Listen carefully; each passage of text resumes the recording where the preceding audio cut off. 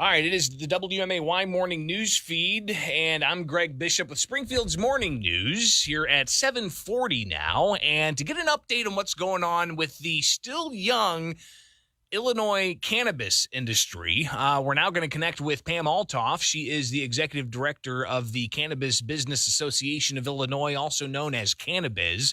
And Pam, thanks for taking time with us this morning here on Springfield's Morning News.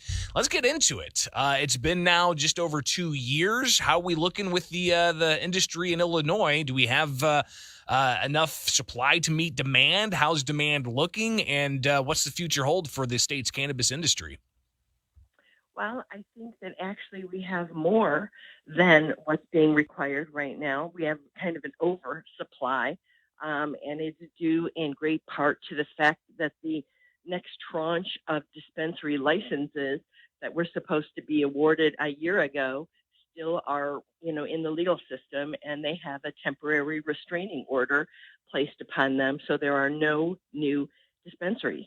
So there's only the 110 original dispensaries throughout the entire state of Illinois, and there are 185 potential dispensary license owners, all social equity, waiting for that license. What does that mean for the consumer when it comes to having choice? Right now, we have a few cannabis business operations all across the state. Not everybody can get to, a place where they may have a choice if they want to consume cannabis recreationally. So what does that mean for the consumer when it comes to not having those licenses opened up even more? Well, I think it's frustrating. I mean, they are limited as to how, not so much in the products that they can gain access to, but in the limitation of being able to find those products at dispensaries within their geographic region. We're talking with Pam Althoff. She is the executive director of the Cannabis Business Association of Illinois, Cannabis. And we've seen, ultimately the letting of various licenses throughout this. But with court action here, what does this mean for those business owners who applied, who had to put up substantial amounts of money in order to apply? How are they dealing with all of this? They're frustrated. And what's even worse is now there's the announcement that the next 50 dispensary licenses, that application process will start. So they're still behind the eight ball, and there potentially may be 50 new dispensary license winners who get up and running before they do. It's extraordinarily frustrating, and it creates a great deal of anger and I think just distrust with the entire process. We've seen that, the pandemic, one of the first things that the governor made an executive order on back in 2020 dealt with the cannabis industry, right? And then it was right. executive order after executive order for nearly 2 years now and over 2 years with emergency declarations and whatnot. But is the excuse that the pandemic had a role in all of this? Is that a legitimate excuse? I think it is. I honestly believe it is. I mean, the pandemic, it did create some issues, particularly with employment in the cultivation centers. So I think that there is credibility to that statement. I don't think it's completely related to that issue, but there's some truth to that. We're talking with Pam Althoff. She is executive director of the Cannabis Business Association of Illinois. I definitely want to talk about women in cannabis and an event that you guys have planned, and just the idea of how women can get more involved in the cannabis industry. But even with the encouragement of more diverse business owners in all of this, what do you think needs to change in order for there to be, in a way, a true kind of free market here when it comes to the cannabis industry? Well, I think it goes back to the original issue with the scoring of the applications for dispensary licenses. We just learned that the first 40 craft grow licenses are all moving forward, and the courts lifted the temporary restraining order on craft grow license holders. So now we potentially will have 100 new craft grow facilities, which means we're going to have tons of product and no dispensaries in which to sell them to. So that's a little frustrating.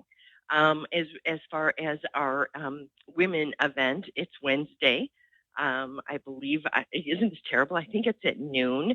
And what we're trying to do is create a network for women in cannabis so that they can share experiences, they can share advice.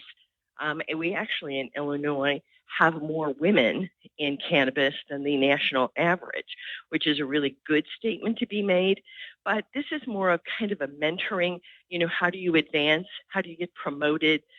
If you want a different opportunity, how do you go about doing that? So the whole idea behind this is to create that network, introduce women to each other throughout the state, and then even nationally. And people can get more information on this particular event. It's the Women in Weed live webinar. It's going to be Wednesday, and I think it starts at 2 p.m., what I'm looking at Oh, here. there you go. And people can find more information with cannabis.illinois on various social media outlets, including Instagram. Just search cannabis.il, and you'll be able to find information on this the seminar that's going to be happening. And it's virtual, right? People definitely need to be registering for Correct. this. Correct. Correct. So when it And again, comes, when we it comes, hopefully will go ahead. go ahead. I'm sorry, Greg. Well, I was just going to say, when it comes to women in cannabis, I mean, this is obviously a new marketplace, and somebody looking to get into this, they're gonna learn kind of the ins and outs on what all it takes to navigate Illinois' regulations. Correct. And they're also going to hear some personal stories of how women actually chose to get into cannabis and how some women may have just fallen into the industry and where they've gone. So hopefully it'll be a really nice informal exchange of ideas and encouragement. And Pam, in the past 2 years with the legalization of cannabis, some people said that the sky was going to fall, that we were going to have, dogs and cats living together in the streets type of thing. So what, how's it been? I mean, have we seen increased problems in various capacities outside of things that maybe the pandemic caused, or things that maybe outside of the legal industry of cannabis have caused various, law enforcement issues, set that aside. But how's it been going? Has it been, the sky's falling, as some have said? Absolutely not. In fact, the good news is that we've had very little we've had no diversion actually of product in Illinois. More communities are becoming more comfortable with the use of cannabis, and so they're inviting businesses within their community. Even those communities that originally opted out of hosting a dispensary are now reevaluating their position. And I think that normalization is extraordinarily important. But I always love to point out that Illinois has the most stringent regulations than anywhere in the country. And I think that's helped. Pamela Althoff is the executive director of the Cannabis Business Association of Illinois here on Springfield's Morning News. I'm Greg Bishop. And one last time here, Pam, the event Wednesday, a virtual event, laid out there for us. It is on Wednesday at 2 p.m. It's virtual. If you visit the Cannabis website, cbai.org, you can register, and we encourage all women who are either in the industry or who are interested in getting in the industry to join us and ask the questions that they may be afraid to in another environment. And one thing I think we can't not talk about, Pam, is the amount of sales that there have been in the past 2 years, more than $1 billion, and that's also sales tax revenue that the state and local governments are able to get.